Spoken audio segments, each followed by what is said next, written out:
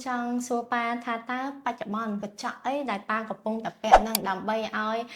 ông pung minh đại con miên bay và hai pa còn năng tha ô tam bất bay bọc cót của tập hợp vật chọn nó đầm bay đo phim nghi sủa đo con tại sao ai bay khác nóไปđại dương nai non cót ai tha con ọt ban đạp nhận phở phẹt đó còn ọt toàn vô cho ban trắng pa ai chạy lấy bán tha bay pa ប៉ាកំពុងប៉ាជាប្រភេទកញ្ចក់អ្វីដែរឡងតាមបទពិសោធន៍នៃការប្រើវ៉ែនតា16ឆ្នាំខ្ញុំសូមជម្រាបជូននៅ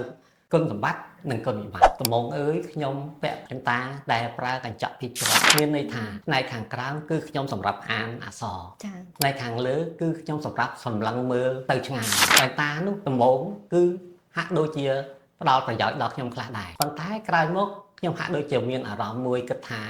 មិនស្រួលសោះខ្ញុំក៏បាន đâu cảnh chọn một ra cảnh chọn progressive វិញសូមលោកអ្នកពិនិត្យមើលកញ្ចក់វ៉ែនតាខ្ញុំគឺមានផ្ទៃតែមួយអត់មានស្នាមខណ្ឌចែកជាពីរដោយកញ្ចក់ធម្មតាឡើយនៅពេលខ្ញុំចង់អានអក្សរខ្ញុំគ្រាន់តែទម្លាក់ភ្នែកចុះមកក្រោមគឺខ្ញុំអាចមើលអក្សរឃើញដល់ច្បាស់នៅពេលខ្ញុំចង់សម្លឹងមើលទៅមុខអស់លោកអ្នកខ្ញុំសម្លឹងត្រង់គឺរូបភាពរបស់អស់លោកអ្នកគឺច្បាស់នៅក្នុងកាយភ្នែករបស់ខ្ញុំដូច្នេះខ្ញុំសូមជម្រាបជូនថាក្រោយពីខ្ញុំប្រើ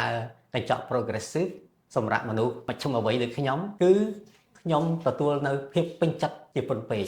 ប៉ាចែកម្លែកបន្ថែមតិចទៀតនៅពេលដែលផ្លាស់ប្ដូរដំបងធម្មតាយើងធ្លាប់ជាមួយនឹងកញ្ចក់ពីរជាន់ហើយស្រាប់តែយើងមកកញ្ចក់ progressive ភ្លាមតើប៉ាជួបផលលំបាកអីខ្លះដែរជាធម្មតាមិនមែនត្រឹមវ៉ែនតាទេសូម្បីអ្វីក៏ដោយដែលថ្មីគឺសុទ្ធតែតម្រូវឲ្យយើងធ្វើការអត់ធ្មត់និងប្រើប្រាស់ដែលវាតម្រូវខ្ញុំត្រូវតែអត់ធ្មត់និង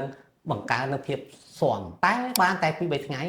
ខ្ញុំក៏ឃើញថាកញ្ចក់ progressive គឺល្អប្រសើរជាងកញ្ចក់មុនឆ្ងាយណាស់មានន័យថាខ្ញុំមិនបាច់ដោះវ៉ែនតាខ្ញុំមិនបាច់សម្លឹងលើឬសម្លឹងក្រោមទៅតាមការខណ្ឌចែករបស់កញ្ចក់ឡើយ